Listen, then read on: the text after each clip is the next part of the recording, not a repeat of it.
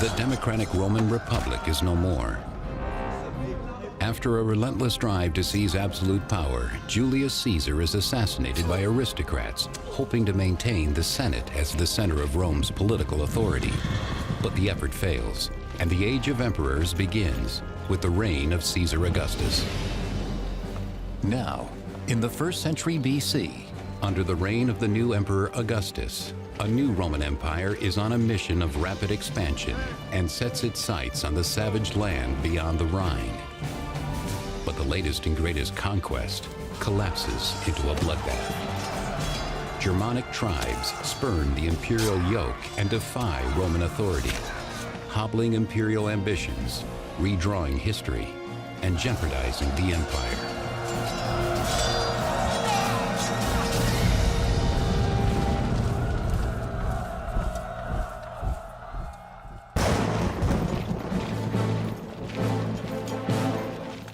Gaul, 1st century BC. Rome takes its first steps to world domination. Spurred on by unprecedented growth, the empire believes the rest of the world will eagerly bask in its civilizing light. Emperor Augustus consolidates power after the murder of his great-uncle Julius Caesar, and Rome rises and spreads its influence across the known world. Augustus was Julius Caesar's relative who became, in our terms, the first Roman emperor. Augustus saved the Republic in a way that Julius Caesar had been unable to do. This was the beginning of the real peak of Roman power. It was rapidly expanding its imperial frontiers and had had a series of stunning military victories. Many in Rome felt that the state was invincible. The beloved Augustus has triumphed in his difficult task of melding the democratic values of the old republic under the power and leadership of an emperor. Augustus saved the Republic by becoming its #1 and sole leader, in fact, but by saying and convincing other people that the Republic was still what it had always been, a cooperation among people up and down the social ladder for the good of all. After 35 years of successful rule, Augustus sees his greatest achievement as the massive expansion of Roman territory. To him, it is more than simple military conquest. There is a higher mission as well. Romans, after all, are superior. The Romans also felt that they had a mission to take Roman civilization to other people who didn't have it. So they thought that they had a cultural mission to bring law and, as they saw it, justice to people who were living without it, the people they called barbarians. With Gaul successfully becoming a Roman province, the newborn Roman Empire eyes land beyond the Rhine in an area that will come to be called Germania. The tribes beyond the Rhine live precariously, vying for power or turf through bloody raids against each other. Some tribes even extend their raiding into Roman territory, which Rome will not tolerate. The empire sees these barbarians as savage, unpredictable, dangerous, and worth conquering.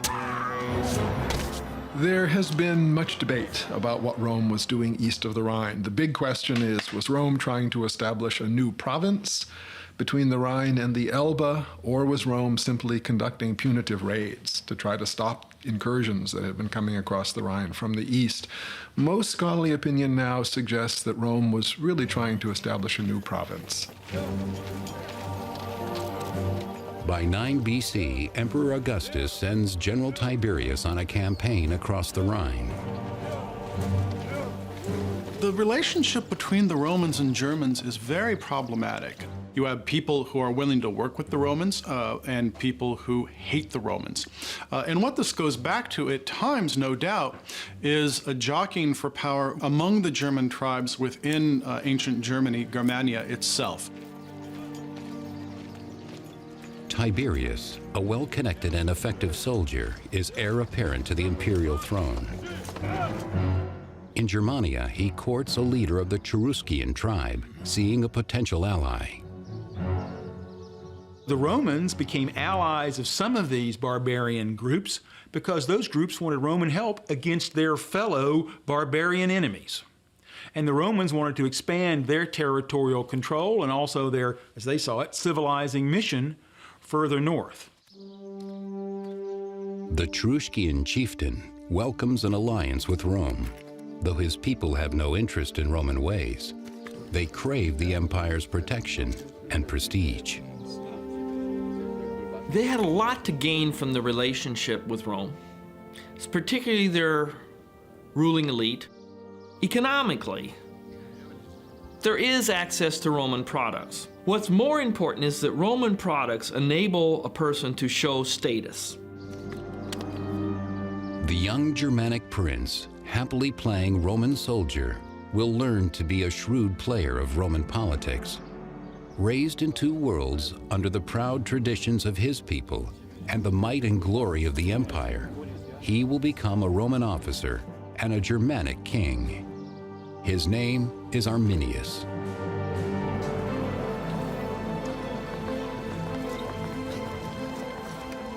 For more than a decade, the empire has enjoyed relative peace with the tribes across the Rhine, thanks to the strong military of Emperor Augustus.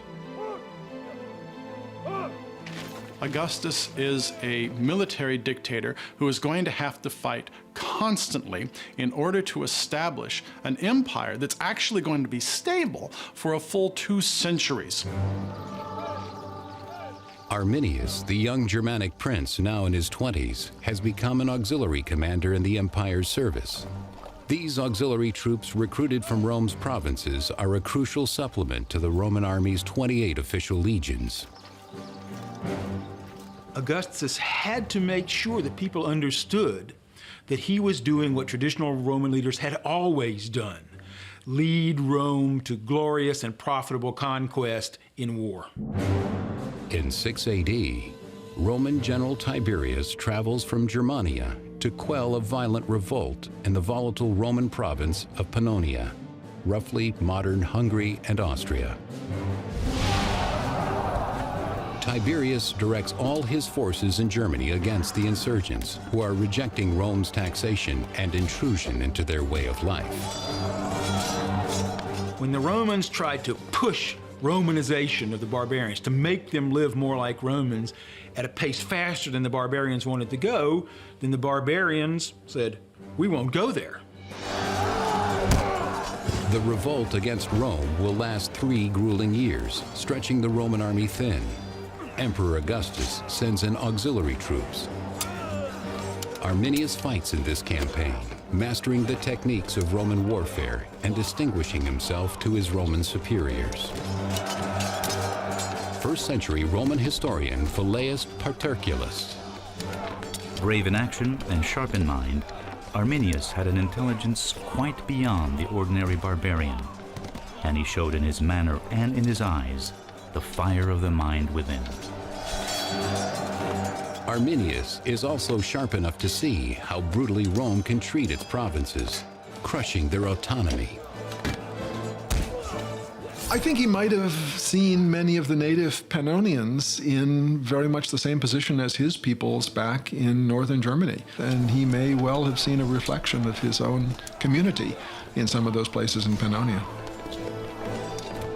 Still, in service to the empire, Arminius fights on, mustering his auxiliary forces alongside the Roman troops of General Tiberius. As Rome fights to keep Pannonia in line, back in Germania, the empire building progresses smoothly. Arminius's people, constructing roads and other civil projects under Roman watch, are beginning to see the benefit of Rome's intrusion.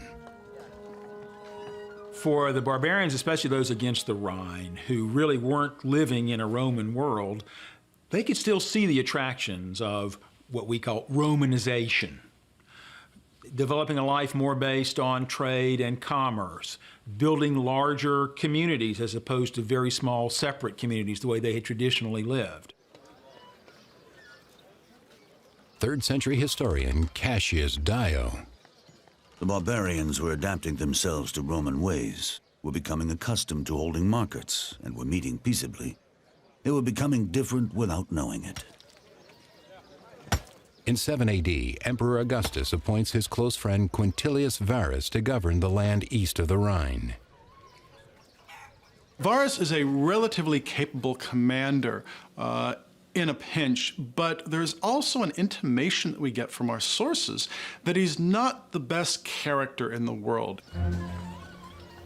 His description by historian Velleius Paterculus is less than flattering. Quintilius Varus was a man of mild character and of a quiet disposition, somewhat slow in mind as he was in body, and more accustomed to the leisure of the camp than to actual service in war. The peaceful situation in Germania suits his relaxed disposition. Varus has befriended Arminius, who has returned to Germania and his people as a respected Roman citizen. In Arminius, Rome sees a strong ally and lasting peace. The Germans play by Rome's rules, but only to keep the Romans off their backs.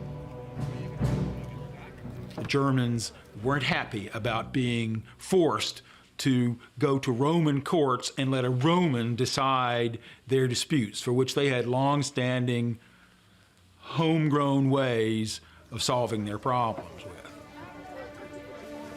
The resentment begins to build, even though the surface looks calm, according to Velleius. The Germans are a race to lying born.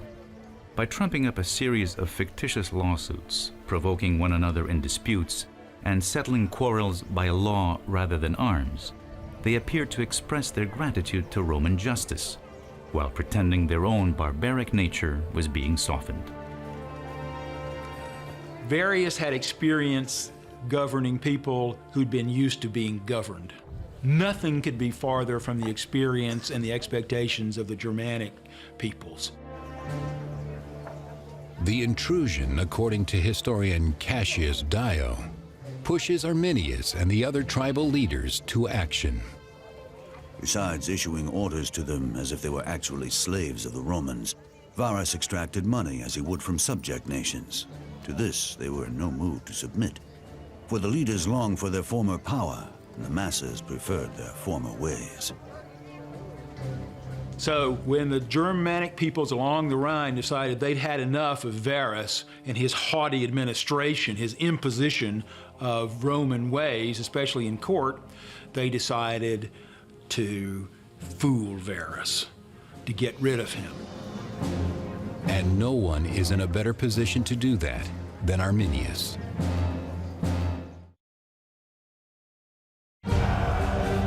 For 3 years, Roman General Tiberius has been struggling to crush a violent rebellion in the province of Pannonia.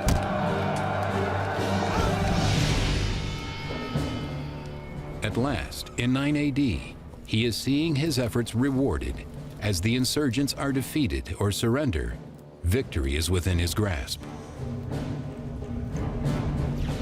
But as order is restored in Pannonia, unknown to the Romans, the situation in Germania is about to explode into chaos. In this supposedly peaceful province, Roman Governor General Varus has pushed to establish Roman rule and pushed the Germans too far. The proud German barbarians, under their leader Arminius, have grown tired of paying Roman taxes and being treated as slaves on their own lands. Refusing subservience to Rome, they decide to take up arms against the most powerful army in the world. Not all of the German chieftains are convinced by the plan.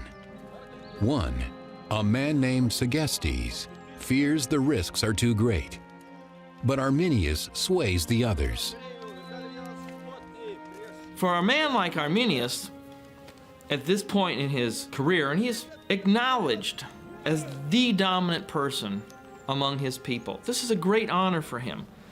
To become just a client in some kind of provincial structure, an unclear category, is something he just didn't want to do. Arminius has fought alongside the Romans, and he knows the Roman army is an army of power, not stealth. So he had the opportunity to learn Roman tactics and to learn how the Roman army operated and what it could and could not do, what its capacities and capabilities were, how it deployed, how it fought. Arminius knows about Rome, and he knows the Romans underestimate Germanic resolve. He tells General Varus everything he wants to hear. Historian Velleius Paterculus. Arminius used of the negligence of General Varus as an opportunity for treachery, wisely seeing that no one could be more quickly overpowered than the man who feared nothing. He knew that the most common beginning of disaster was a sense of security. Part of the problem was Rome's bias, Rome's overconfidence that it could defeat anybody, that nobody up in these northern regions far from the Mediterranean could possibly mount a successful defense against Rome. If the Germans are to strike, they must do it soon. Their enemy is stretched thin by other battles and completely unsuspecting. The Germans set their trap in the soggy, tree-clogged Teutoburg forest in northwestern Germany. And what Arminius had done was, it must have taken several weeks and several hundred men. They actually constructed a 5-foot-high, 15-foot-wide wall, complete with fences and presumably some camouflage as well.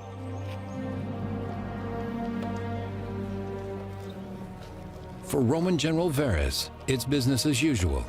Unaware, he and his troops of the 17th, 18th, and 19th legions prepare to pull up stakes and make their seasonal move to their encampment to the west. 3rd century chronicler Cassius Dio. They had with them many wagons and beasts of burden as in times of peace. Also many women, children, and servants were following them. Their armor and their equipment is probably being carried in a wagon or by pack animals, because nobody could carry 70 pounds of armor and 40 pounds of pack day after day.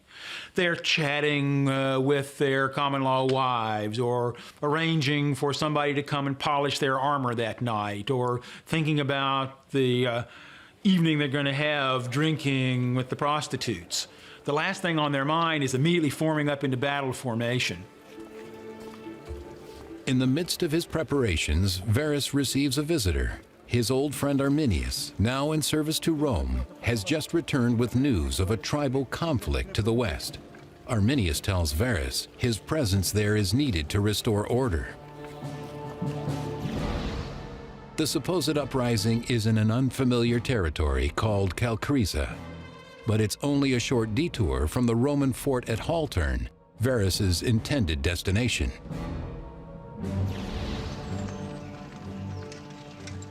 Varus mobilizes the entire camp for the journey. So here's Varus, having been drawn into German territory through his own pride, but coming, he thinks, on a civilizing, law-giving mission. He's not ready to fight these barbarians so skilled at ambush and the kind of tactics that could throw a Roman army into complete disarray. The long line of soldiers, civilians, and provisions lumbers through the woody German countryside. Varus expects no trouble, but this is foreign soil, so he remains cautious. He moves his entourage as quietly as possible. Archaeologically, one of the things that has been found in these recent excavations is a cowbell. And the cowbell has been packed with straw, and the straw is still in the cowbell. With the cowbells silenced, the line proceeds, keeping military formation as the Romans head unknowingly toward the camouflaged walls of the trap. The Germanic chieftain Segestes, still dreading the deadly plan, tries to warn Varus about the treachery of Arminius, but he is ridiculed and driven away. 1st century historian Velleius Paterculus. Segestes demanded that the conspirators be put in chains. But fate now dominated the plans of Varus and clouded his mind. even though Varus had been told by other barbarians, don't trust those guys, they're going to betray you. But Varus thought he was a judge of character and he could tell who was his friend and who wasn't.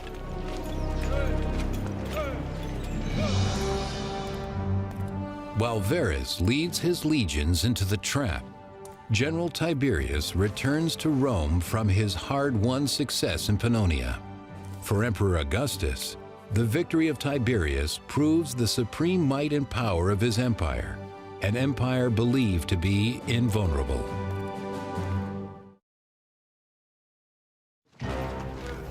As the Roman governor-general Varus moves his troops westward to their fortress, he makes a detour to settle an uprising his friend Arminius reported to him. In truth, Varus is being led into a trap deep in the Teutoburg forest, in an area known as the Calcrisa Woods. They had to stay on a very narrow track of sandbars with, on either side of them, marshy forested environment, very difficult places of passage. It seems that the Roman column had to become narrower. Roman soldiers were accustomed to marching 6 or 8 abreast. They probably had to change and march maybe 4 or 2 abreast here. The soldiers are further hindered by the burdens of their wives and families, who are making the march with them to the new fortress. They would have had very difficult going as the passageway became muddier, it became wetter. This landscape is penetrated by a series of deep ravines, streams flowing from the Calcrisa Berg down into the swamp to the north. Varus walked through the worst possible territory a commander could have walked through. On one side he has a swamp, on the other side he has hills. He followed the road because Romans couldn't carry all this armor they wore. On the long haul, it simply wore too heavily. The German tribesmen have lured the Romans into the perfect trap, difficult to move forward, impossible to move back. Arminius knew he had Varus in his hands. It was just how and when. It's not if. And it happened. And it happened in a really complete fashion. 3rd century chronicler Cassius Dio describes the moment of ambush. The Germans came upon Varus in the midst of forests, by this time almost impenetrable. And there, at the very moment of revealing themselves as enemies instead of subjects, they wrought great and dire havoc. The trap is sprung. The Romans have no way out as the barbarians surround them on all sides. So you're bare out there. You have just your armor on, if that, and you are going to quickly be decimated in terms of your ranks. And the Romans had no room because the path was too narrow to deploy. The line of troops and their entourage could have stretched 2 miles long. Varus, hemmed in at the middle of the formation, is unaware of the devastation at the front. All he knows is the line has suddenly stopped moving, and there is no place to go. The front of the line is going to be the first to get it, and there isn't much communication, as far as we can tell, on this path, or there couldn't be much communication between the front of the line and the rear of the line. So that's going to render the army more vulnerable and create a deadly situation as well. By the time Varus learns of the attack, it is far too late. No time to prepare, no place to escape. The exact chain of events is lost to history. My guess is this was a battle that the main engagement took less than an hour, but the mopping up operation probably took the rest of the afternoon. Each man had to reconcile to the inevitable, and I don't know how a Roman would have done that any better than an American. Very hard to watch your friends die. As the Roman soldiers die like animals, more German warriors join the fray, writes Cassius Dio. The enemy's forces greatly increased, as many of those who had at first wavered now joined them, largely in the hope of plunder. In an indignity worse than death, 2 of the legions lose their eagle standards to the barbarians.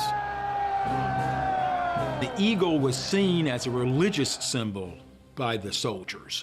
It was literally the religious spirit and power that kept them safe and made them victorious.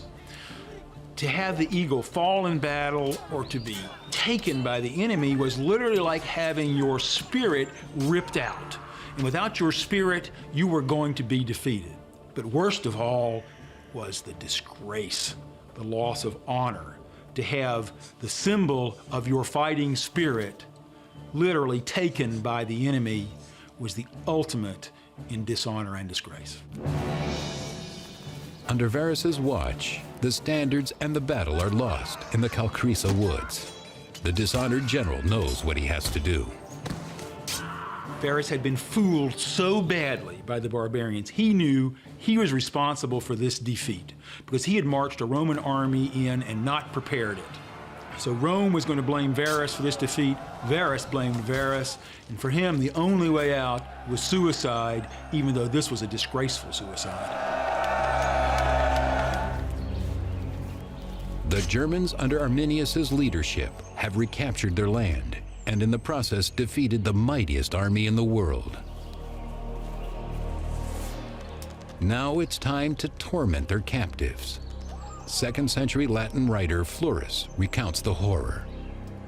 Never was their slaughter more cruel than there in the marshes and woods. Never were more intolerable insults inflicted by barbarians, especially those directed against the lawyers. They put out the eyes of some of them and cut off the hands of others. They sewed up the mouth of one of them after first cutting out his tongue. As Germania celebrates the defeat of Varus, a victorious General Tiberius returns to Rome from his battles in Pannonia. And in Rome, Emperor Augustus joyfully makes the final preparations to celebrate Tiberius's triumph. But all that planning will go to waste. When news arrives in Rome, Augustus is told of the loss of his 3 legions in the north. He is horrified. And supposedly he screams repeatedly after this, "Varus, give me back my legions." This was a shock because Rome had had a whole series of military successes. Rome believed these people in the north could be easily defeated. Yet here comes this news that 3 entire legions, 20,000 men, were destroyed in one fell swoop in a totally unexpected disaster. And now that the Cherusci and other barbarian tribes have slipped their leash, what can stop them from destroying Rome?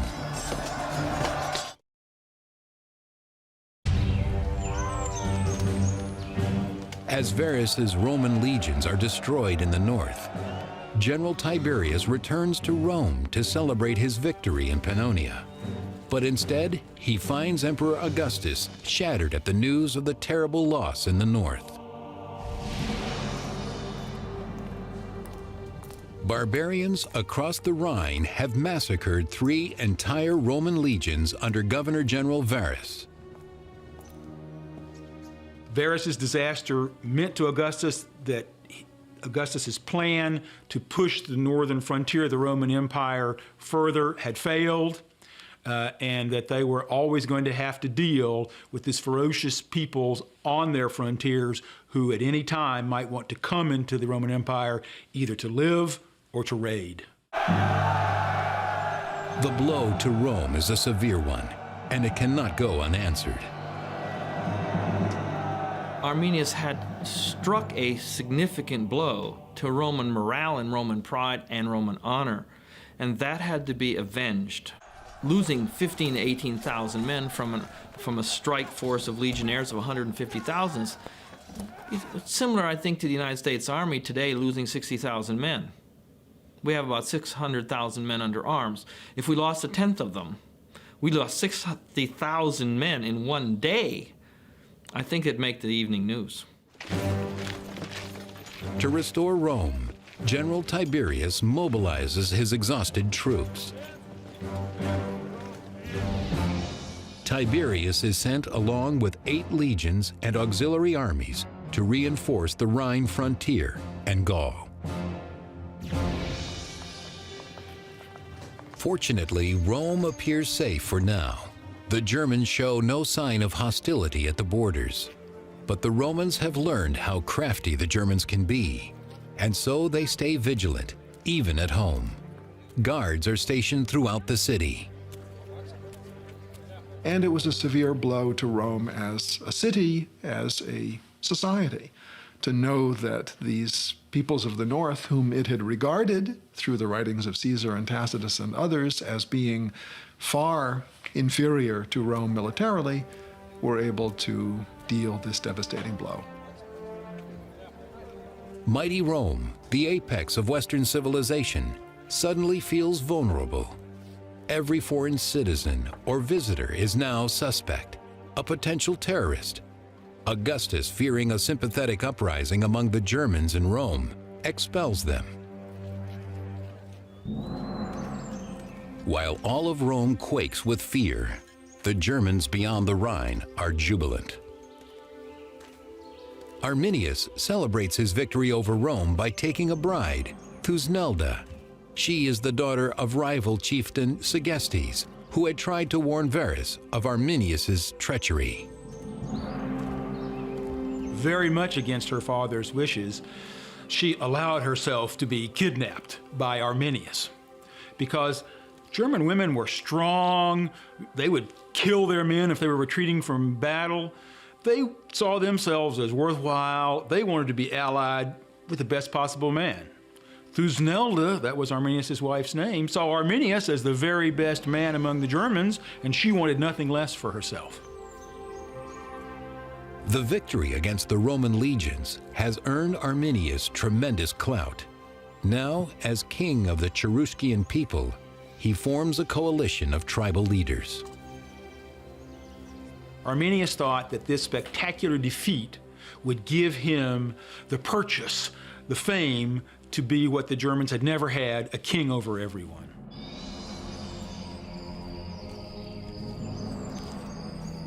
The site of the massacre becomes a holy place, left untouched to commemorate the victory over the Romans and to please the Germanic gods that granted it. The Germans worshipped in groves, as far as we know. They kept images and various statues and animal totems in their forest. And actually, this idea of totemism appears to have been something fairly important for the Romans too, but more so perhaps for the Germans.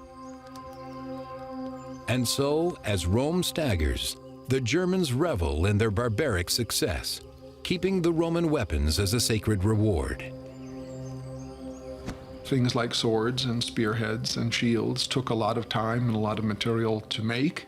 Economically, they were very precious, but it does seem that in many of these circumstances, their ritual value was more important. And for that reason, these were deposited sometimes by the thousands. And we even find weapons with ornamentation in silver and gold on them, indicating officer status. Through violence and cunning, the Germans have snatched their land back from the Roman intruders, at least for now. But Rome is not giving up. The Romans realized they had a big problem along the Rhine.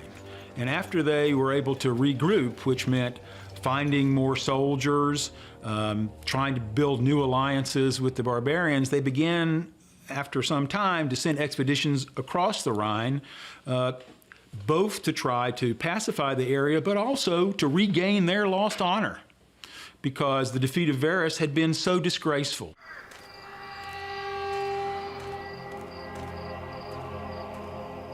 And so, for posterity and for the empire's self-esteem, Rome must somehow turn this dire situation around. 13 AD, 4 years after the massacre, Emperor Augustus sends the aptly named general Germanicus and his troops to engage Arminius and the Cherusci barbarians. It takes a long time to restore a strike force so that Germanicus has troops to deal with this problem. There was no question it had to be done, or the whole idea of the emperor's honor, and perhaps even the emperor himself, was in harm's way. This was a disgrace that could not be allowed to go unchallenged. The ethos for the Romans is revenge, hatred, anger. There's no idea of compassion, of overarching compassion for humanity. These are very, very ruthless people. Ordering Germanicus to Germany is one of Augustus's final acts. The next year, at age 77, he lies dying, broken by the consequences of Rome's defeat, his dream of empire unfulfilled. With no sons of his own, Augustus names Tiberius as his successor. Tiberius will take his place as emperor and try to win back honor for Rome and Augustus. Augustus had gloried in a whole series of successful military campaigns. He never recovered psychologically from this blow. He died a few years later. And this, in many ways, seems to have destroyed what he felt was his legacy. Augustus, who devoted his life to Romanizing the world, dies a failure. What was lost in Germania can never be recaptured, but still the Germans must pay for this humiliation.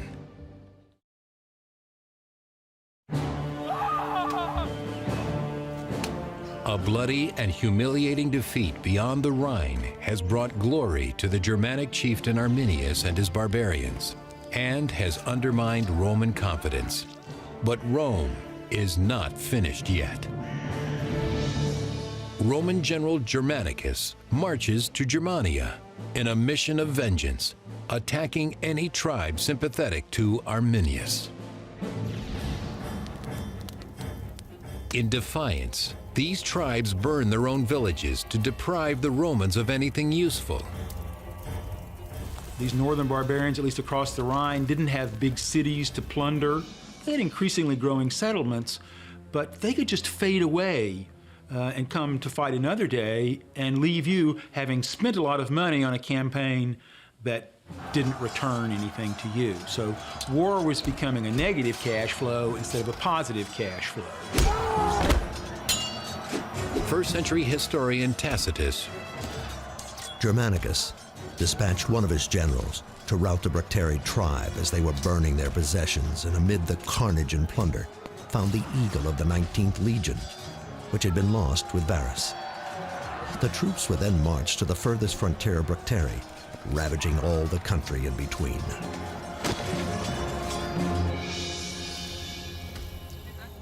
On their campaign, the Romans rescue Segestes, the rival chieftain imprisoned by Arminius.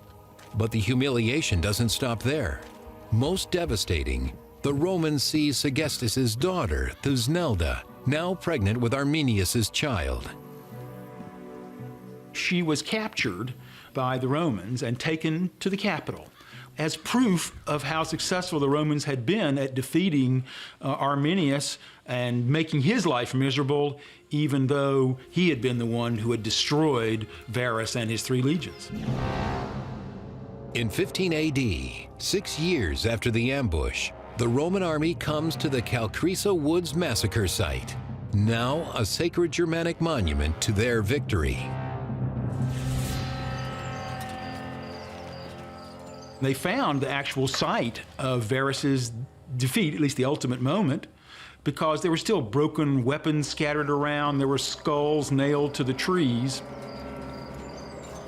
Oh, the scene was awful. It was virtually a plain full of white bones, except for most likely the officers who would have been, if they were captured, sacrificed by the Germans, who did practice human sacrifice by, hanging or slitting the throat. First century historian Tacitus describes what the Romans encounter. In the field were whitening bones, scattered where the men had fled and heaped in piles where they had stood. Lying nearby were broken weapons and limbs of horses, while the skulls of men were nailed to tree trunks. Not far away stood the barbarian altars, where they had sacrificed the tribunes or senior centurions. So the scene was pretty emotional, certainly for Germanicus's men. Some realized that these could be relatives, these could be friends, these could be comrades in arms that I'm burying. And burial of the dead in antiquity and doing rites by them is extremely important to keep the dead in their place, to make sure they don't come back to haunt you. First-century historian Tacitus. The Roman army buried the bones of the 3 legions, no man knowing whether he laid to rest the remains of a stranger or a kinsman. But with anger rising against the enemy, all simultaneously mourned and hated. Symbolically, it was really important for Rome to show that it remembered its fallen veterans and that it was never going to give up trying to reclaim the honor that had been taken from them by the incompetence and arrogance of their commander. To the Germans who see the killing field as a holy memorial, the burial is a desecration. As soon as the soldiers leave, the Germans exhume the Roman bones and re-sanctify the site of the massacre.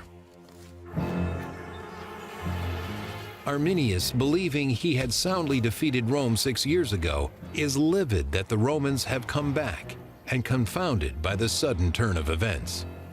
Tacitus recounts his rage. Arminius, with his naturally furious temper, was driven to frenzy by the seizure of his wife and the foredooming to slavery of his unborn child. He flew into a rage, demanding war against Augustus, war against the empire. And war did come. Once again, Arminius's stealthy forces, familiar with the landscape, exploit their advantage over the unwieldy Roman troops. A legion is overwhelming, where you can choose the battlefield. Flat and expansive. Room to maneuver in tightly packed units. This was none of those things. It wasn't flat, there was no room to maneuver, and you couldn't even assemble your units in full strength. But Germanicus sets a trap, luring the enemy into the open and then pouncing. The Romans win the battle, but not the war. The incompatible fighting styles, the expense of the campaigns, and the tenacity of the Germanic barbarians rob Rome of any hope of lasting victory. There were several years of punitive raids by the Romans east of the Rhine, in which they actually tried to capture Arminius, they tried to defeat his people. These were not successful. Neither Arminius nor Germanicus will live long enough to see where their historic efforts would lead. 3 years later, in 19 AD, both die unheroically. Germanicus succumbs to illness, though some say he is poisoned by a rival in the bitter political jungle Rome has become. That same year, Arminius is killed by his own people when he oversteps his authority. Arminius was really devoted to both German liberty and his own self-advancement. Arminius wanted to be the king of the Germanic barbarian tribes. They didn't want a king. They wanted autonomy, and Arminius had given them that, and in the process, changed the shape of Rome.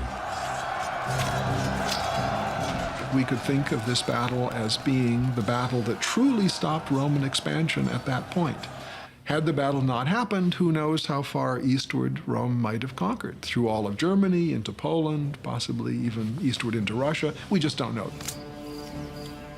After Teutoburg, Rome deems the risks of expansion too high, the benefits hardly worth it.